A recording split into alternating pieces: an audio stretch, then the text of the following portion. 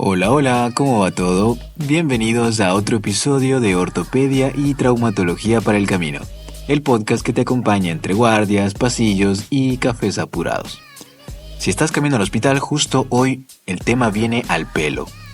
Porque sí, hoy nos metemos con la marcha, esa función básica, cotidiana, pero llena de biomecánica y detalles clínicos que muchas veces pasamos por alto, hasta que se complica. Vamos a hablar de la marcha normal, cómo debería funcionar el sistema locomotor y de las alteraciones patológicas más frecuentes. Y lo más importante, cómo reconocerlas, interpretarlas y aplicar ese conocimiento en la práctica diaria. Primero, ¿qué es la marcha? Empecemos por lo más básico, caminar. La marcha es el proceso mediante el cual el cuerpo se desplaza hacia adelante manteniendo la postura. Parece simple, pero no. Detrás hay una coreografía compleja de músculos agonistas y antagonistas, contracciones excéntricas, concéntricas e isométricas, todo un equilibrio. ¿Te acuerdas que dijimos coreografía? No lo subestimes, el control motor fino es clave. Las fases del ciclo de la marcha se pueden dividir en dos grandes periodos: el apoyo y la oscilación. En el apoyo, el pie está en contacto con el suelo aproximadamente un 60% del ciclo. Y la oscilación es cuando el pie está en el aire, moviéndose hacia adelante, que representa un 40% del ciclo. Dentro de estos dos periodos tenemos 8 fases, pero vamos por partes, como una buena fractura reducida, por partes. 1. Contacto inicial. El talón toca el suelo. La cadera en esta fase se coloca en flexión, la rodilla extendida y el tobillo en posición neutra. A esta fase también se le conoce como aterrizaje de talón o heel rocker o primer rocker. La fase 2, respuesta a la carga. En esta fase se inicia el apoyo bipodal. El talón absorbe el impacto y empieza la transferencia del peso. La tercera fase es el apoyo medio. El otro pie se eleva, el peso pasa completamente a una pierna, hay contracción concéntrica del cuádriceps y extensores de la cadera. Un dato importante aquí es que en casi todo el ciclo de la marcha, los músculos se contraen de forma excéntrica, excepto en esta fase, en donde el cuádriceps se contrae de forma concéntrica, y en otra que también veremos otro músculo que se contrae de forma concéntrica, pero la mayoría se contraen de forma excéntrica. En esta tercera fase, en el apoyo medio, la contracción concéntrica del cuádriceps y de los extensores de la cadera hacen que sea posible el apoyo unipodal.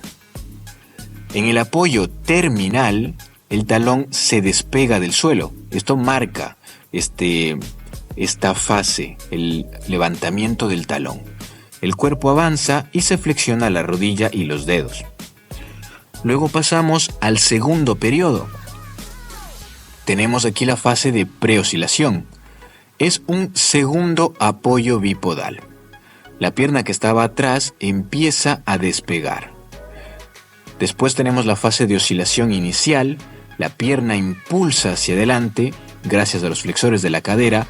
En esta fase también se da una contracción muscular de los flexores de la cadera que inician el movimiento. Básicamente los músculos que inician movimientos los inician por contracción concéntrica. Luego tenemos la fase de oscilación media, en donde la tibia se va a poner vertical respecto al suelo y la rodilla se extiende.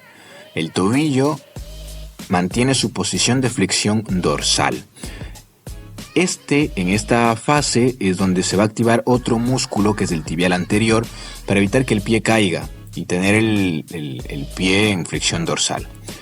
Y la última fase es la oscilación terminal. El pie se prepara para volver a tocar el suelo. Los isquiotibiales en esta fase frenan el avance del muslo con una contracción excéntrica, pero lo frenan. Un tip clínico: no todas las fases duran lo mismo. Si ves asimetrías, puedes empezar a sospechar. Luego vamos a hablar acerca del centro de gravedad y la eficiencia energética. ¿Dónde está el centro de masa en el cuerpo? ¿Lo sabes? Pues bueno, justo por delante de la segunda vértebra sacra. Recuerda, por delante de la segunda vértebra sacra. Una pregunta de examen. Durante la marcha se mueve en un vaivén, como una pelotita, oscilando vertical y de vertical arriba abajo y lateral, de un lado a otro. Se mueve alrededor de unos 5 centímetros de su punto original. Y un tip clave, que puede ser pregunta de examen también, es que el pico más alto del centro de gravedad ocurre en el apoyo medio, es decir, cuando el pie está en un apoyo unipodal. El cuerpo, se apoya sobre solo un pie. En esta fase, el centro de gravedad alcanza su punto más alto y el punto más bajo lo alcanza en el apoyo bipodal. Esto afecta directamente el gasto energético del paciente al caminar. Vamos a analizar la marcha.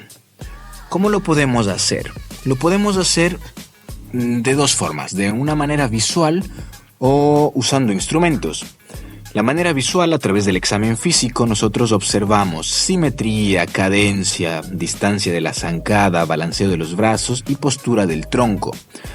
Usualmente hacemos lo que se conoce como el test de levántate y anda, en donde los pacientes adultos mayores lo pueden completar en al menos 10 segundos, que consiste en decirle al paciente que se levante de una silla, camine 3 metros hacia adelante y regrese a sentarse a la silla. En adultos mayores que están bien, hablando de la función de su marcha, lo completan en alrededor de 10 segundos. Si se demoran más, hay un riesgo un poco aumentado de caídas en estos pacientes. Eso con la forma de analizar la marcha de forma visual, pero también podemos hacerla de manera instrumental a través de un análisis cinemático, es decir, que se analiza el movimiento, un análisis cinético que analiza fuerzas y un análisis electromiográfico, en donde se ve la dinámica eléctrica de cada músculo en cada fase de la marcha. El análisis cinemático se hace a través de un laboratorio de marcha donde hay cámaras, donde se observan de distintos ángulos cómo se mueve el cuerpo. Se pueden poner diferentes marcadores en las articulaciones para reproducir a través de un software cómo se mueve el cuerpo en cada fase de la marcha. Y el análisis cinético, que valora las fuerzas de la marcha, se puede hacer a través de una baropodografía, en donde se ve en qué parte del apoyo de los pies se produce mayor transmisión de fuerza hacia el suelo.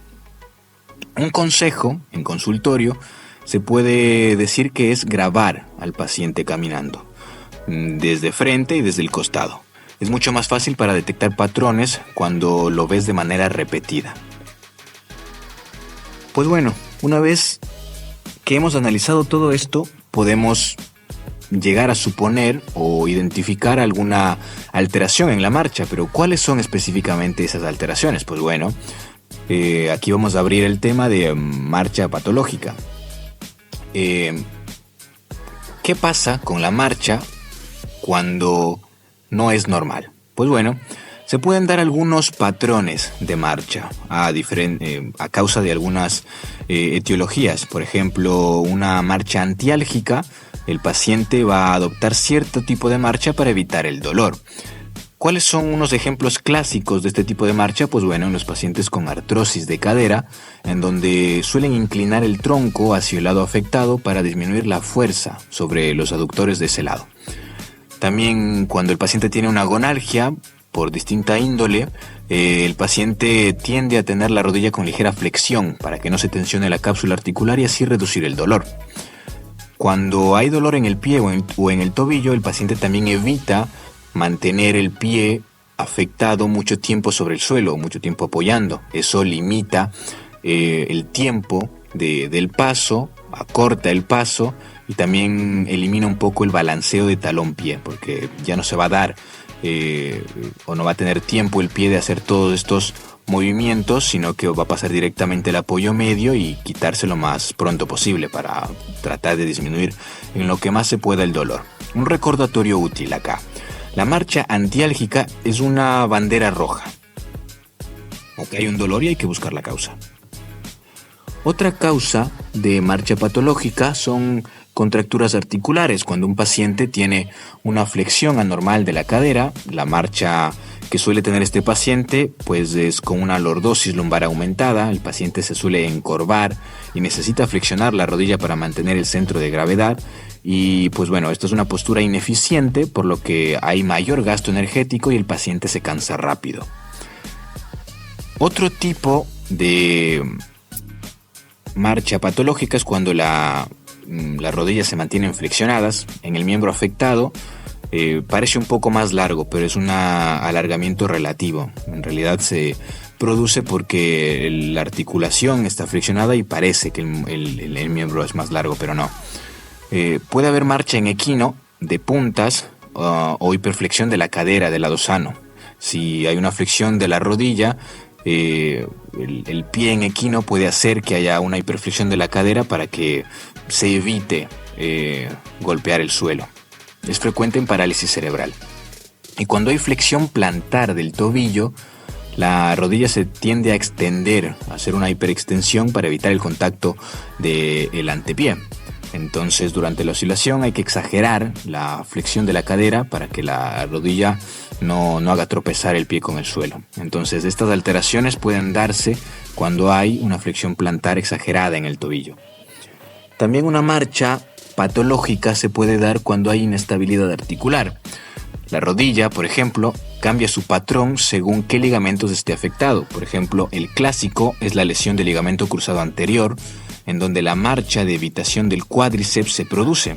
Se acorta el paso, se evita flexionar la rodilla. Bueno, y si hay debilidad del cuádriceps o de flexores plantares, pues se desplaza el centro de gravedad hacia adelante, lo que puede generar un genu recurvatum, es decir, una hiperextensión compensatoria que a la larga destruye la rodilla.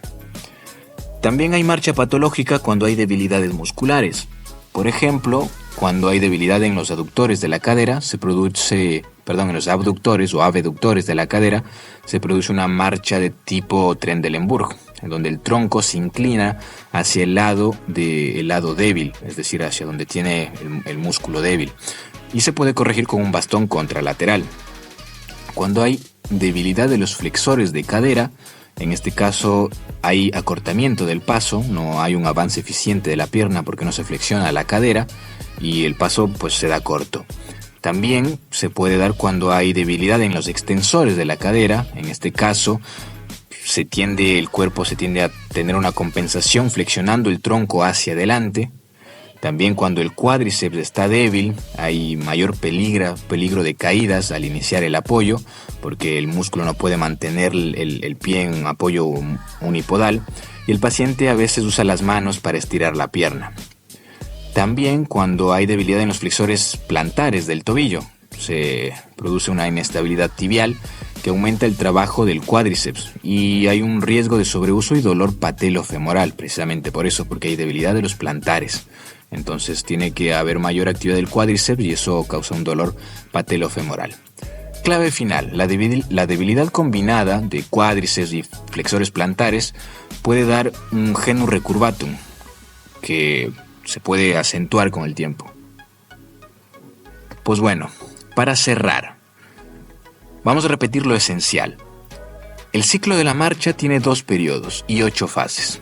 Hay que aprenderlos como un mantra. El dolor, las contracturas, la inestabilidad o la debilidad muscular, todas pueden alterar la marcha y dejan pistas clínicas claras en donde nosotros tenemos que ir a buscar la alteración. Mirar cómo camina un paciente es tan valioso como una buena radiografía, porque hay que saber qué es lo que estamos mirando.